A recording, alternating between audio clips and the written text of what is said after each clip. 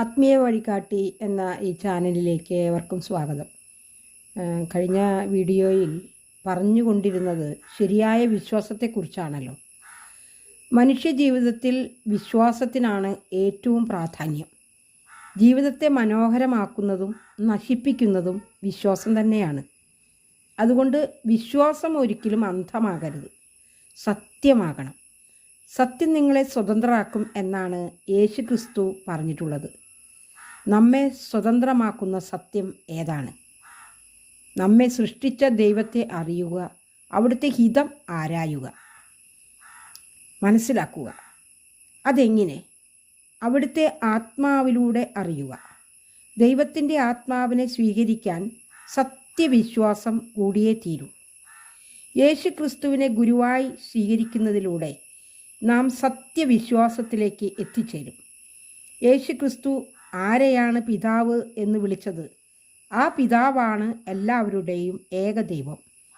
അതുകൊണ്ട് ദൈവത്തിന് ഒരു പേരിൻ്റെ ആവശ്യമില്ല.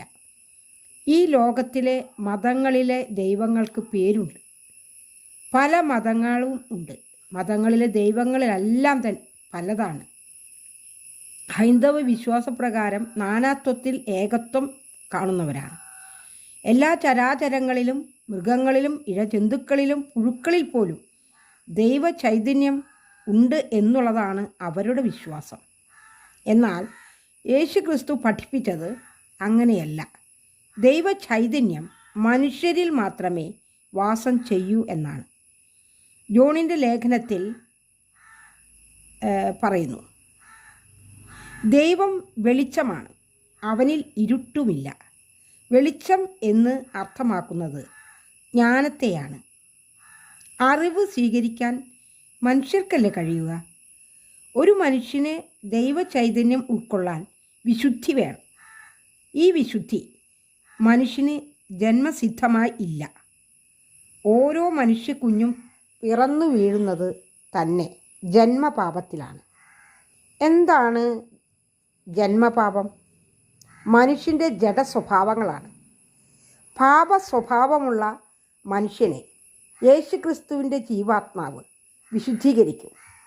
യേശുക്രിസ്തുവിനെ ഗുരുവും കർത്താവുമായി ഏറ്റെടുക്കുമ്പോൾ അവിടുത്തെ പുത്രീസ്വീകാരത്തിൻ്റെ ചൈതന്യം കാര്യസ്ഥനായി ആദ്യം കടന്നു വരും നമ്മുടെ ആത്മമണ്ഡലത്തിലേക്ക്. പാപത്തിൽ നിന്നും ശാപത്തിൽ നിന്നും നമ്മെ സ്വതന്ത്രമാക്കുന്നത് ഈ ആത്മചൈതന്യമാണ്. ദൈവത്തിൻ്റെ ആത്മാവിനെ യേശുക്രിസ്തുവിലൂടെ ലഭിക്കുന്നു. സൂര്യപ്രകാശം ചന്ദ്രൻ സ്വീകരിച്ച് നിലാവായി നൽകുന്നത് പോലെ സെൻറ്റ് ജോൺ പറയുന്നു, അവനിൽ വിശ്വസിച്ച് അവനെ സ്വീകരിക്കുന്ന എല്ലാവർക്കും ദൈവമക്കളാകാൻ അവിടുന്ന് അധികാരം നൽകി. ദൈവം അപ്രകാരം യേശുക്രിസ്തുവിനെ ആക്കി വച്ചിരിക്കുന്നു. അതിനായി ദൈവം തൻ്റെ തേജസ്സിൽ നിന്ന് പുത്രനെ ജനിപ്പിച്ചു. ദൈവം മനുഷ്യനെ മണ്ണുകൊണ്ട് സൃഷ്ടിച്ചു എന്നാണ് ബൈബിൾ പഠിപ്പിക്കുന്നത്. എന്നാൽ യേശുക്രിസ്തുവിനെ ജനിപ്പിച്ചു എന്നാണ് പറയുന്നത്. ജനിപ്പിക്കുക എന്നാൽ തന്നിലുണ്ടായിരുന്നതിനെ വേർപ്പെടുത്തി. അപ്പോൾ തന്നെ പിതാവ് ഒരു വ്യക്തിയാണ്, പുത്രനും ഒരു വ്യക്തിയാണ്. പിതാവിലുള്ള ദൈവ സ്വഭാവം പുത്രനിലും ഉണ്ട്. ആത്മാവും ഒന്നു തന്നെ. പുത്രൻ മനുഷ്യനായി ലോകത്തിൽ ജീവിച്ച് എല്ലാ മാനവ പാപങ്ങൾക്കും പരിഹാരമായി തൻ്റെ പ്രാണനെ സമർപ്പിപ്പാൻ ബലിയായി. അവിടുത്തെ ആ ജീവൻ നമ്മുടെ ആത്മശരീരത്തെ ചൈതന്യമുള്ളതാക്കുന്നു. വചനമായ യേശുക്രിസ്തുവിൻ്റെ ശരീരം ഭക്ഷിച്ച് പരിശുദ്ധാത്മാവിൻ്റെ വ്യക്തിത്വം നമ്മിൽ രൂപപ്പെടുന്നു.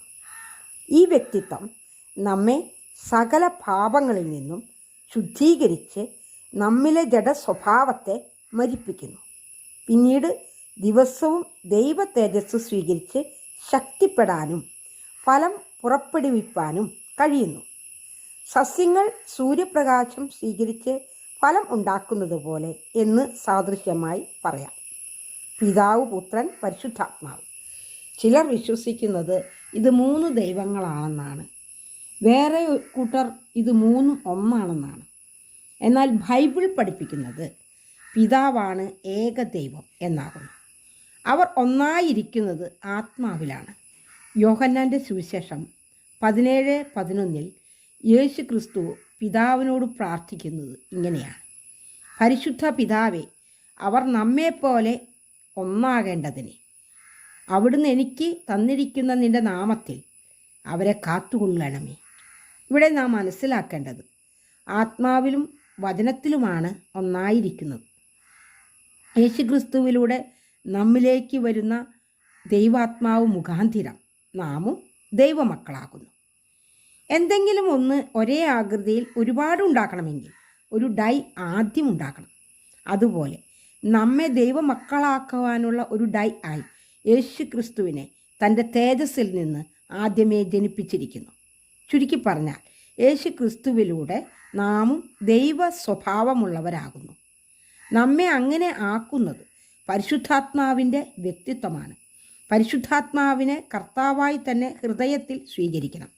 പരിശുദ്ധാത്മാവിനെ ഒരു വ്യക്തിയായി തന്നെ കാണണം. പിതാവെന്ന ഏക ദൈവത്തിൽ നിന്നുള്ള ഒരേ സ്വഭാവത്തിലുള്ള രണ്ട് വ്യക്തിത്വങ്ങളായി തന്നെ പുത്രനും പരിശുദ്ധാത്മാവും നിൽക്കുന്നു. പരിശുദ്ധാത്മാവെന്ന വ്യക്തിത്വം നമ്മുടെ ഉള്ളിലും പുത്രൻ സ്വർഗത്തിൽ പിതാവിൻ്റെ വലതുഭാഗത്ത് നമുക്ക് വേണ്ടി നമ്മുടെ കർത്താവായി നിലകൊള്ളുന്നു. നമ്മുടെ പ്രാർത്ഥന സ്വർഗത്തിൽ എത്തുന്നത് പരിശുദ്ധാത്മാവ് മുഖാന്തരമാണ്. പിന്നെ നാം മനസ്സിലാക്കേണ്ട മറ്റൊരു സത്യം, യേശുക്രിസ്തുവിന് സ്വർഗത്തിൽ ഒരു ശരീരം ഉണ്ട് എന്നുള്ളതാണ്. യോഹന്നാൻ്റെ വെളിപാടിൻ്റെ പുസ്തകത്തിൽ താൻ കണ്ടത് വർണ്ണിച്ചിരിക്കുന്നു. യോഹന്നാൻ ശ്ലീഹയുടെ 1 ലേഖനം 3:2 പറയുന്നു: അവൻ പ്രത്യക്ഷനാകുമ്പോൾ നാം അവനെ താൻ ഇരിക്കും പോലെ തന്നെ കാണുന്നതാകൊണ്ട് അവനോട് സദൃശ്യന്മാർ ആകും എന്ന് നാം അറിയുന്നു. പിതാവാണ് ഏക സത്യ ദൈവം. പിതാവിൽ നിന്ന് ജനിച്ച പുത്രനും ദൈവത്വമുണ്ട്. പുത്രൻ വഴി നമ്മിലേക്ക് കടന്നു വരുന്ന പരിശുദ്ധാത്മാവെന്ന കാര്യസ്ഥനും ദൈവത്വമുണ്ട്.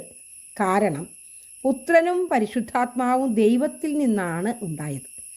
മത്തായി 28:18 പറയുന്നു: സ്വർഗത്തിലും ഭൂമിയിലും സകല അധികാരവും എനിക്ക് നൽകപ്പെട്ടിരിക്കുന്നു.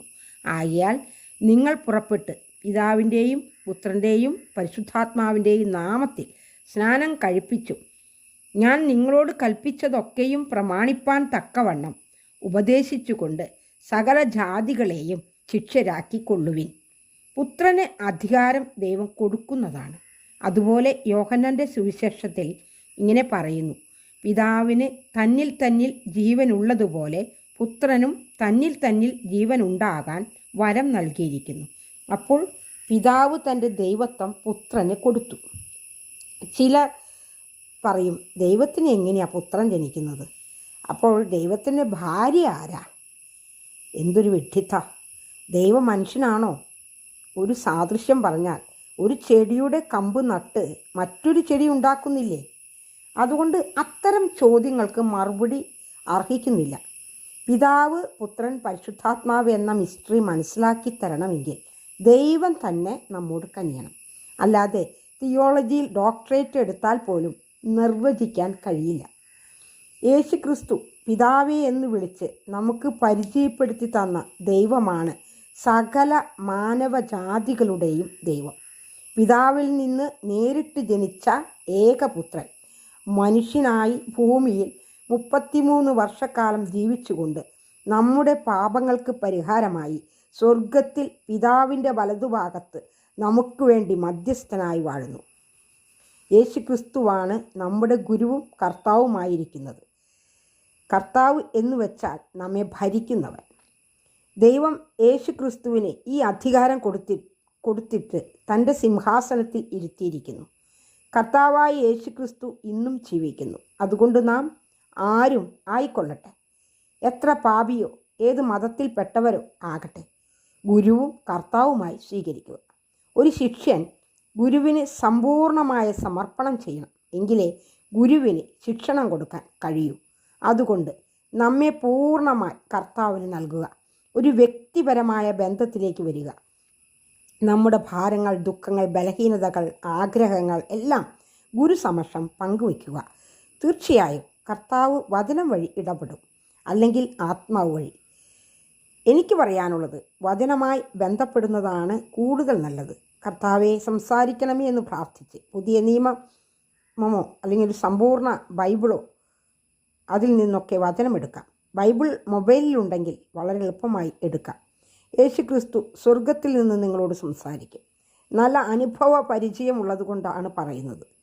ഇതിന് പള്ളിയിൽ പോകണ്ട, സ്നാനപ്പെടേണ്ട, മാമോദീസ വേണ്ട. നിങ്ങൾ ഇരിക്കുന്ന ഇടത്തിൽ നിന്നുകൊണ്ട് തന്നെ ചെയ്യാവുന്നതാണ്. നേരത്തെ പറഞ്ഞതുപോലെ പരിശുദ്ധാത്മാവ് ഒരു വ്യക്തിയായി നമ്മുടെ ഉള്ളിൽ വാഴുന്നു. സ്വർഗത്തിലെ കർത്താവിൻ്റെ നാമത്തിൽ നമ്മുടെ ഉള്ളിൽ വസിക്കുന്ന ആ വ്യക്തിത്വം, ഒരു വ്യക്തിത്വത്തെ നാം അനുസരിക്കണം. എങ്കിൽ മാത്രമാണ് നമുക്ക് പാപമോചനം ലഭിക്കുകയുള്ളൂ. പാപമോചനം ലഭിച്ചാൽ പിന്നെ നാം പാപം ഒരിക്കലും ചെയ്യില്ല. നാം ദൈവത്തിൽ നിന്ന് ജനിച്ച ദൈവമക്കൾ ആകുന്നു. 1 യോഹന്നാൻ 3:9 ഇങ്ങനെ പറയുന്നു, ദൈവത്തിൽ നിന്ന് ജനിച്ചവൻ ആരും പാപം ചെയ്യുന്നില്ല, അവൻ്റെ വിത്ത് അവനിൽ വസിക്കുന്നു. രക്ഷിക്കപ്പെട്ടു എന്ന് നാം പറയുന്നു, എന്നാൽ പാപം നാം ചെയ്യുന്നു എങ്കിൽ നാം ദൈവമക്കളല്ല. നമ്മിൽ പാപ സ്വഭാവം ഉള്ളിടത്തോളം നാം ഒരിക്കലും ദൈവമക്കളുടെ സ്വാതന്ത്ര്യത്തിലേക്കോ അവകാശത്തിലേക്കോ വരുന്നില്ല. അതുകൊണ്ടാണ് രക്ഷിക്കപ്പെട്ടിട്ടും രോഗമുക്തി, ശാപമുക്തി, തഴക്കദോഷങ്ങളിൽ നിന്നുള്ള മുക്തി, അനുഗ്രഹിക്കപ്പെട്ട ജീവിതം ഒന്നും ലഭിക്കാത്തത്. പരിശുദ്ധാത്മാവിൻ്റെ നടത്തിപ്പിന് പ്രധാനമായും വേണ്ടത് ശരിയായ വിശ്വാസമാണ്. യേശുക്രിസ്തുവിലുള്ള അവിടുത്തെ അപ്പോസ്തലന്മാരിലും ഉണ്ടായിരുന്ന അതേ ആത്മാവ് തന്നെ നമ്മെ നയിക്കണമെങ്കിൽ അവരുടെ വിശ്വാസം തന്നെ നമുക്കും ഉണ്ടാകണം. യേശുക്രിസ്തു പറഞ്ഞു, പിതാവ് എന്നേക്കാൾ വലിയവനാണെന്ന്. കർത്താവ് മറ്റൊരിടത്ത് പറഞ്ഞിരിക്കുന്നത് ഇങ്ങനെയല്ലോ, ഏക സത്യദൈവമായ അവിടുത്തെയും അവിടുന്ന് അയച്ച പുത്രനെയും അറിയുന്നതാണ് നിത്യജീവൻ. യോഹന്നാൻ്റെ 1-ാം ലേഖനത്തിൽ 1-ാം അധ്യായത്തിൽ പറയുന്നു, ഞങ്ങളുടെ കൂട്ടായ്മയോ പിതാവിനോടും അവിടുത്തെ പുത്രനായ യേശു ക്രിസ്തുവിനോടുമാകുന്നു. അതുപോലെ മറ്റൊരിടത്ത് 1 കൊരിന്ത്യർ 8:6 പറയുന്നു, പിതാവായ ഏക ദൈവമേ നമുക്കുള്ളൂ, അവൻ സകലത്തിനും കാരണഭൂതനും നാം അവനായി ജീവിക്കേണ്ടതും ആകുന്നു. യേശു ക്രിസ്തു എന്ന ഏക കർത്താവും നമുക്കുണ്ട്. അവൻ മുഖാന്തിരം സകലവും നാമുമാകുന്നു. എന്നിട്ട് പറയുന്നു, എന്നാൽ എല്ലാവരിലും ഈ അറിവില്ല. ഏക സത്യദൈവമായ ദൈവത്തെ മഹത്വപ്പെടുത്തണം. അത് യേശു ക്രിസ്തുവിൻ്റെ പിതാവാകുന്നു. ഒരിക്കൽ കൂടി തറപ്പിച്ച് പറയുകയാണ്, യേശു ക്രിസ്തുവിനെ കർത്താവായി ഏറ്റെടുക്കുക. യേശു ക്രിസ്തുവിനാൽ പിതാവ് നമുക്ക് തരുന്ന പരിശുദ്ധാത്മാവിനെ അനുസരിക്കുക. തീർച്ചയായും ദൈവാത്മാവ് നിങ്ങളുടെ ഉള്ളിലേക്ക് കടന്നു വരും. മാനസാന്തരപ്പെടുക, അതാണ് ഇതിന് വേണ്ടത്.